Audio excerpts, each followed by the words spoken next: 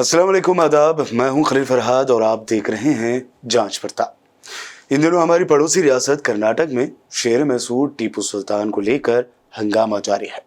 Karnataka BJP सदर नलिन कुमार कटील ने एक रैली में यह ऐलान किया कि टीपू सुल्तान के सपोर्टर्स को जंगल में ढकेल दिया जाना चाहिए, क्योंकि सिर्फ राम के भजन करने वालों को इस जमीन पर रहना चाहिए।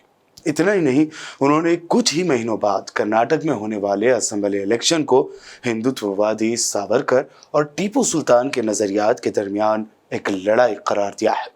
हालांकि साबिक प्रेसिडेंट रामनाथ कोविंद ने टीपू सुल्तान का जिक्र करते हुए कहा था कि टीपू सुल्तान की मौत एक हीरो के तौर पर हुई है।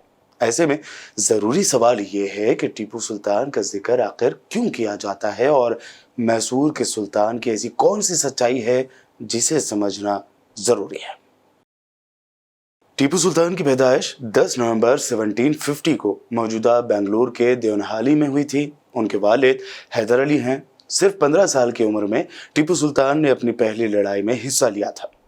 अपने वालिद हैदर अली के वफात के बाद टीपू सुल्तान ने मैसूर की बागडोर संभाली।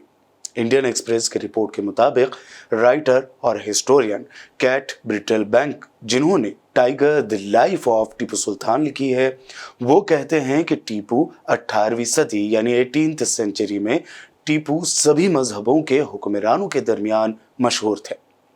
वहीं मुहिबुल हसन की लिखी हुई किताब हिस्ट्री ऑफ टीपू सुल्तान, जो 2005 में पब्लिश हुई थी, उसमें इस बात का जिक्र है कि टीपू के खजांची यानी ट्रेजरर में कई हिंदू मिनिस्टर्स भी थे। उनमें से एक कृष्ण राव नामी मिनिस्टर भी थे। एक और मुसन्निफ सुब्बाराय चट्टी ने अपनी किताब कन्वर्टिंग कॉलोनियम में जिक्र किया है कि टीपू ने मशहूर रंगनाथन स्वामी मंदिर समेत 156 यानी 156 हिंदू मंदिरों में दान भी किया था। हिंदुस्तान के मशहूर हिस्टोरियन इरफान हबीब और ऑस्ट्रेलिया के केट ब्रिटलबैंक जैसे हिस्टोरियन ये मानते हैं कि टीपू सुल्तान पर मजहबी इंटॉलरेंस के ये इल्जामात दरअसल ब्रिटिश हिस्टोरियन ने लगाने शुरू किए थे, क्योंकि टीपू सुल्तान का दौर अंग्रेज हुक्मरानों से लड़ाई का दौर था। इन लड़ाइयों के दरमियान टीपू का ध्यान यूरोपियन वेपन्स यानी यूरोपीय हथियारों की तरफ खूब गया। इसी के पेश नजर टीपू सुल्तान ने इंडस्ट्री में इन्वेस्टमेंट किया।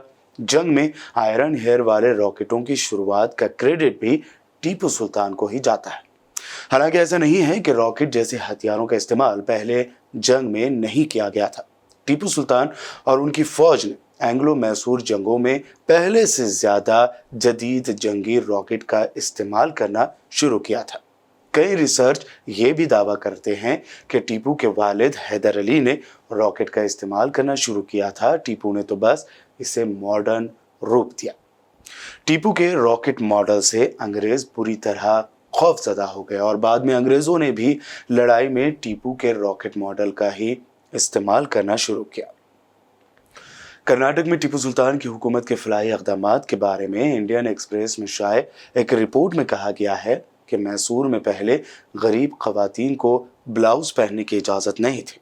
तब टीपू ने शख्सी तौर से ऐसे खवातीन को ब्लाउज और कपड़े पहुंचाए थे।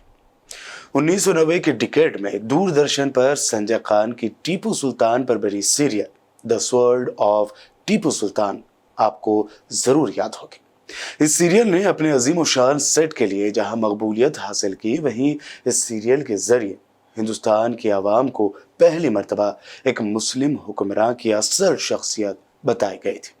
बहरहाल जेल में अंग्रेजों से बार बार माफी तलब करने वाले और फिर अंग्रेजों से पेंशन पाने वाले सावरकर हिंदुत्ववादियों की नजर में एक हीरो होंगे, लेकिन हिंदुस्तान पर कब्जा करके हिंदुस्तानियों को गुलाम बनाने आए अंग्रेजों के खिलाफ मर्द मुजाहिद की तरह लड़कर शहीद होने वाले असल हीरो टीपू सुल्तान की इमेज को शायद ही कोई नुकसान पहुंचा सकता है।